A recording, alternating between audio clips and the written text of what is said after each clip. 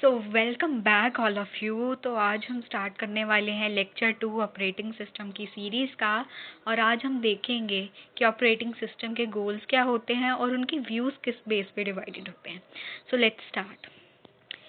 Okay, तो operating system के goals क्या हो सकते हैं, कैसा वो काम कर सकता है, ये बताता है कि ऑपरेटिंग सिस्टम क्या करता है, उसके गोल्स क्या होते हैं।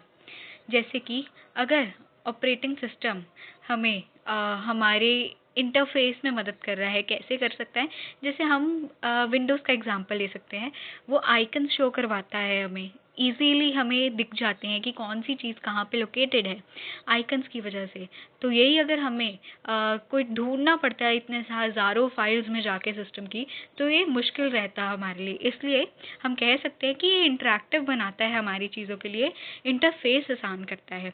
और ये यूज़र्स का प्रोग्राम्स का जितनी रिसोर्स आती हैं जाती हैं, जिनको परमिशन ग्रांट होती है या फिर रिक्वेस्ट होती हैं रिसोर्सेज की, मल्टीपल डिवाइसेस की, प्रिंटर हो गया, फ़ोन हो गया या स्कैनर हो गया, ये सब का ट्रैक ऑपरेटिंग सिस्टम ही देखता है। फाइल मैनेजमेंट हो, इनपुट आउटपुट का मैनेजमेंट हो या डिवाइस का मैनेजमेंट हो, ये सब हमारा ओएस सिस्टम ही परफॉर्म करता है। सो हम कह सकते हैं to provide easy access to users for using resources, hence acting as an interface.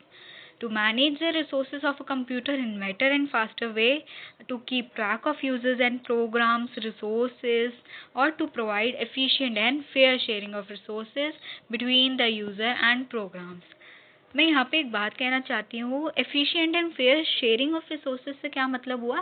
Fair sharing means जैसे मल्टीपल रिसोर्सेज एक टाइम पे कह रही है कि मुझे ये रिसोर्स चाहिए, तो उस केस में क्या होगा, उस केस पे उसकी प्रोसेसिंग स्पीड के अकॉर्डिंग या आगे हम जाके एल्गोस पढ़ेंगे कुछ, उस बेस के अकॉर्डिंग इन रिसोर्सेज की शेयरिंग की जाती है बिटवीन द डिवाइसेस।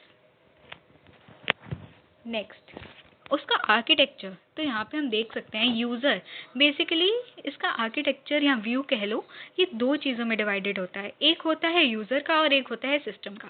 सिस्टम का हो गया सॉफ्टवेयर और हार्डवेयर में, यूज़र का हो गया मल्टीपल यूजर्स जो देख रहे हैं, व्यू कर रहे हैं, यूज़ कर रहे हैं।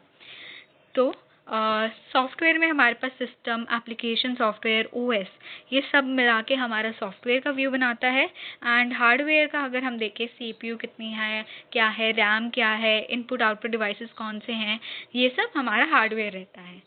तो सॉफ्टवेयर और हार्डवेयर ये एक सिस्टम व्यू है, और यूज़र जो देखेगा वो यूज़र का व्यू है। सो यहाँ पे हमारे पास टू व्यूज़ रहते हैं, system view end user view, और बीच में रहता है ऑपरेटिंग सिस्टम। यूज़र व्यू क्या होता है?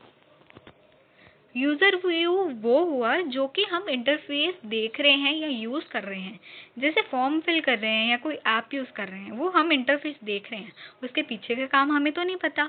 तो इसलिए जो हम चीज़ करते हैं या देखते हैं वो होता है हमारा व्यू, यानी यूज़र का व्यू।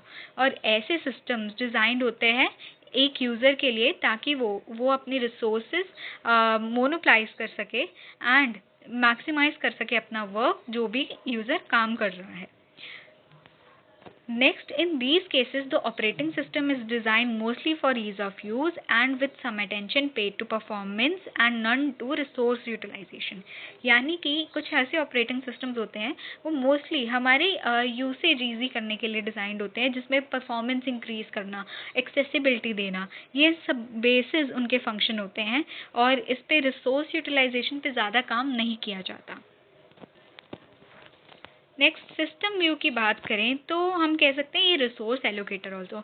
अब जो भी हम बैक एंड पे काम कर रहे हैं, हमारा बैक एंड पे रिसोर्स क्या काम कर रहा है, जैसे रिसोर्सेज एलोकेट करा रहा है, हार्डवेयर एंड सॉफ्टवेयर मैनेज कर रहा है, ठीक है, और एक मैनेजर की तरह काम कर रहा है हमारा ऑपरेटिंग सिस्टम सिस्टम व्यू में, जो कि कॉन्फ्लिक्ट डिसाइड करता है रिक्वेस्ट के लिए और एग्जीक्यूशन कराता है प्रोग्राम्स की, और किसको कितना टाइम चाहिए, किसको कितनी प्रोसेसिंग चाहिए, रिसोर्सेज चाहिए, कितना कौन मेमोरी यूज़ कर रहा है, ये सब हमारा ऑपरेटिंग सिस्टम बैक एंड पे यानी सिस्टम व्यू पे काम करता है। तो यही बेसिकली हमारे क्या कहते हैं system view end user view में डिवाइडेड होता है हमारा ऑपरेटिंग सिस्टम का व्यू। एंड यही था आज के लिए। तो नेक्स्ट लेक्चर में हम बात करेंगे हमारे फंक्शंस के बारे में।